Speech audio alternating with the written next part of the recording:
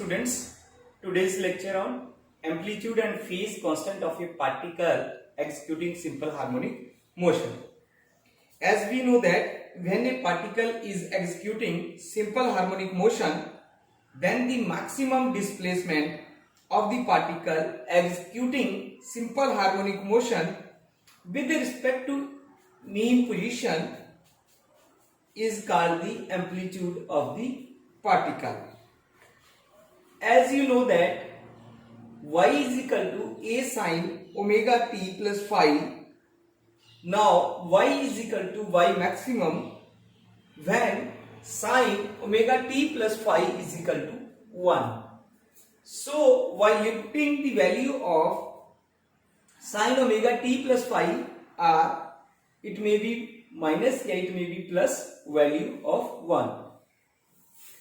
So we can say that the particle or system will oscillate between two extreme position या value of amplitude x is equal to minus a to x is equal to plus a. ठीक है, एक plus ए के पास होगा और एक minus ए के बीच में होगी वैल्यू हमारे पास. So as you know that the angle phi is nothing what it is the phase constants. So when we want to put this value in this, then we get कि phi is the equation in y is equal to a sin omega t, which is nothing but it is called the phase constants. इसको हम लोग क्या बोल सकते हैं? phase constants बोलते हैं हम लोग. This equation is called या this phi, ये वाली वैल्यू जो है phi omega t plus phi, ठीक है, ये हमारे पास फेज कांस्टेंट्स वैल्यू हो जाती है. As we know that the simple harmonic motion is the projection of uniform circular motion along the diameter of a circle. So the uniform circular motion at a point P, this point is P, at a point P is equivalent to the motion of the projection of point P as shown in figure. Here the angle, कौन सा angle, चाहे angle बोला जाए मेरे से, basically वो phase angle से, phase angle constant phi, phase angle constant जो वो phi, the angle made by the radius vector of constant length a with axis. Further the phase angle constant is measured in radian. हमें पता है कि जो भी angles है उनको हम रेडियन में ही मेजर करते हैं. The value of the phase angle varies from 0 to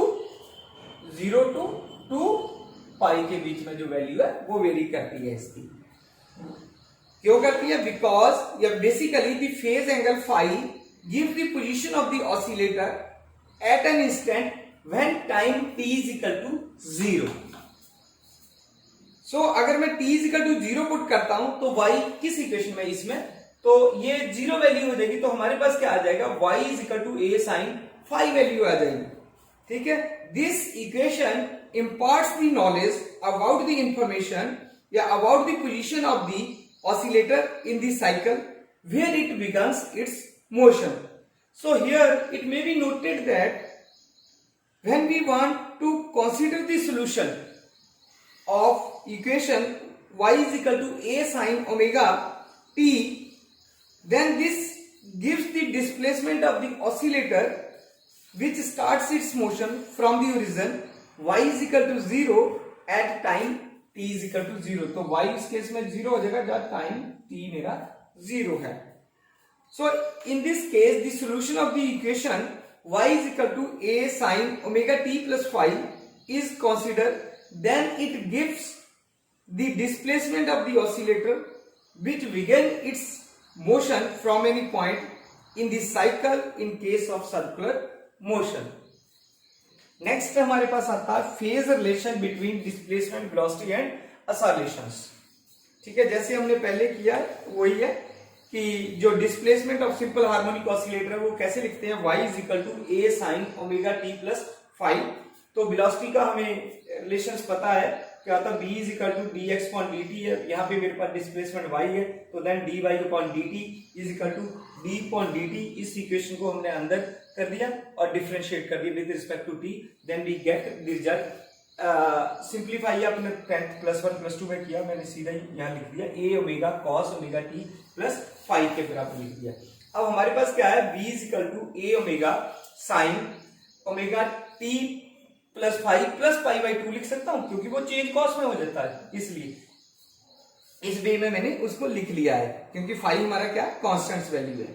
okay, अब उसको रीअरेंज किया मैंने, क्योंकि अब क्या हमारे पास, अगर मेरे पास दिस इक्वेशन जो है वो gives us the information about the velocity of simple harmonic motions है, ये सिंपल हार्मोनिक मोशन की उसने हमें वेलोसिटी देती है। अब अगर मेरे पास क्या है, the velocity of the oscillator executing simple harmonic will be maximum, अगर वो मैक्सिमम हो जाती है वेलोसिटी, मैक्सिमम कितनी होगी, मैक्सिमम वैल्यू 1 होगी। अगर मैं उसको 1 के बराबर लिख देता हूं तो ये दोनों सेम है, तो a omega sine omega t plus 5 plus pi by 2 is equal to 1 के बराबर आ जाएगा। ठीक है, क्योंकि ये दोनों इक्वेशन सेम है, लेफ्ट हैंड साइड तो राइट हैंड साइड भी मैंने इक्वल कर दी, तो इसको हम लोग क्या लिख सकते हैं, देखो अगर ये देखते हो सारा आप, तो b maximum is equal to a omega के बराबर आ जाएगा, क्योंकि बाकी तो वो बराबर है। ठीक है, तो b maximum is equal to a omega, this is nothing but it is called the velocity amplitude. इसको हम लोग क्या बोल देते हैं, इसको हम बोलते हैं वेलोसिटी एम्पलीट्यूड बोल देते हैं, वेलोसिटी एम्पलीट्यूड, राइट। ये याद रखना कि वेलोसिटी एम्पलीट्यूड किसके बराबर होता है, this b maximum is equal to a omega के बराबर होता है। ठीक है, उसके बाद हम लोग एसाइलेशन का निकालते हैं। ठीक है, now we derive the oscillations, as you know that the oscillation is nothing but it is the time rate of change of velocity, then a is equal to d upon dt into v velocity। ये ऐसे भी लिख सकते हैं d square y upon dt square d upon dt into v, कुछ भी लिख लो, आपके पास बहुत सारी इंफॉर्मेशन है, बहुत सारी डेफिनेशंस है।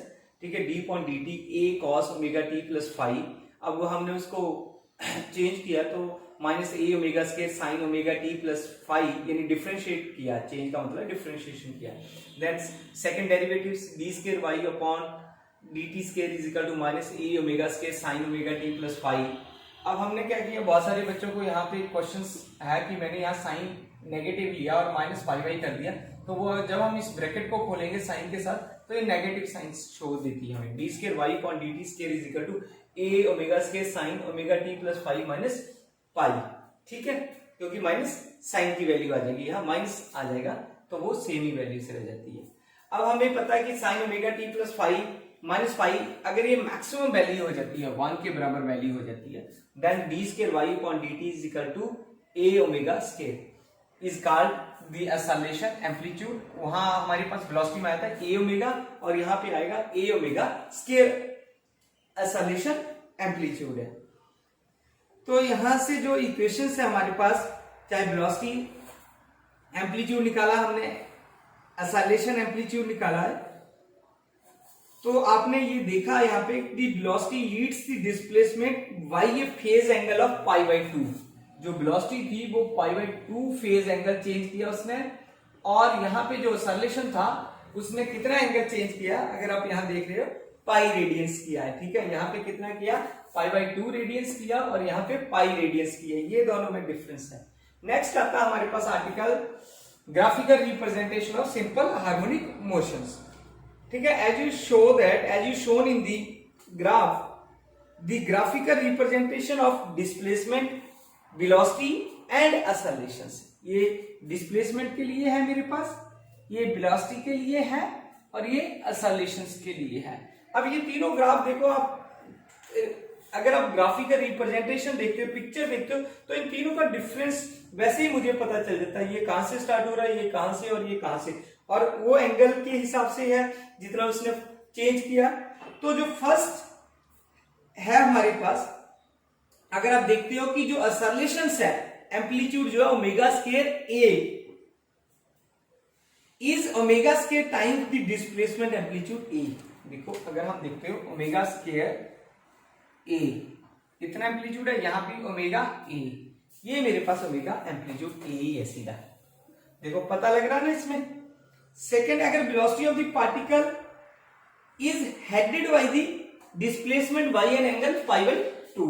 π/2 से हमने चेंज कर दिया उसको। तो when the displacement is maximum the velocity is minimum, यानी मिनिमम का मतलब है इट मे बी 0। ये देखो यहां से हमने स्टार्ट की हुई है, ठीक है। तो जब भी हमारे पास डिस्प्लेसमेंट मैक्सिमम होगा, वेलोसिटी मिनिमम होगी, या वाइस वर्सा भी हो सकता है। So when the displacement has maximum negative value, the solution has maximum positive value. वो देखो उधर सॉल्यूशन को देखो, तो उसमें मैक्सिमम पॉजिटिव वैल्यू आ रही है, शो हो रहा है। When the displacement has maximum negative value, maximum negative value है, तो वहां पे उसकी क्या है, जो solution has maximum positive value, and vice versa भी हो सकता है। ये सम पॉइंट से डिफरेंस है, कई बार आ जाता है एग्जाम में कि ग्राफिकल रिप्रेजेंटेशन या pictorial representation of simple harmonic motion, आपको ये तीनों देने हैं और इन तीनों की डिस्प्लेसमेंट की इक्वेशन लिख दो, वेलोसिटी की लिख दो जो भी हमने निकाली, और ये सॉल्यूशन का इक्वेशन लिख दो बस। उसके बाद आपने ग्राफ बनाना है, और ग्राफ के से 2 या 3 जो 4 पॉइंट्स है वो आपने देने, क्योंकि मैक्सिमम ये 2 मार्क्स में ही आता है।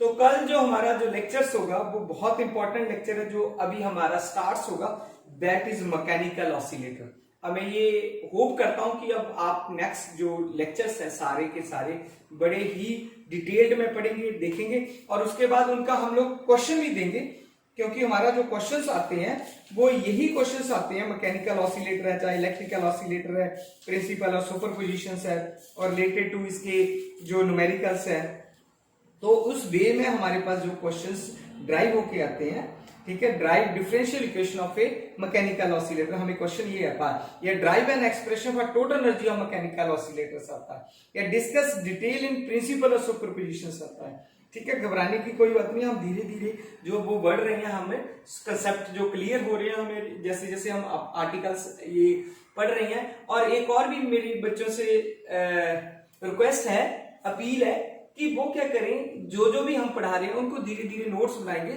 और उसमें से हम क्या करेंगे, जैसे आप सजेशन देंगे मुझे, हम 1 वीक के बाद छोटा सा टेस्ट ले लिया करेंगे, ठीक है, या कोई और छोटे छोटे 2 मार्क्स जो क्वेश्चंस है उनका टेस्ट ले लेंगे, जैसे what is the difference between the oscillations and vibrations, या define the term of the amplitude simple harmonic motion. ऐसे ऐसे छोटे छोटे क्वेश्चंस जो वो हम करेंगे, और जिससे आपकी प्रेपरेशन जो है वो साथ साथ तैयारी होती रहे हर एक चैप्टर्स की।